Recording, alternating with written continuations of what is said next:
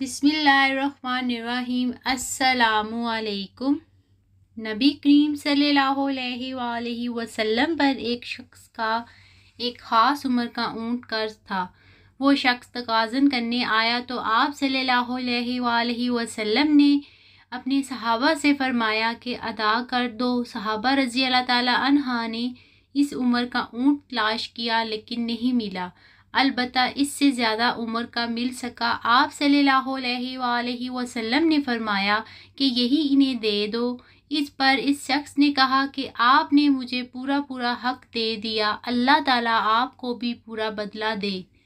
फिर नबी करीम सल्लल्लाहु अलैहि वसल्लम ने फरमाया कि तुम में सबसे बेहतर वो लोग हैं जो कर्ज वगैरह को पूरी तरह अदा कर देते हैं।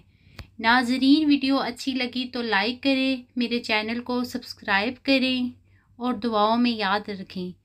अस्सलामु अलैकुम।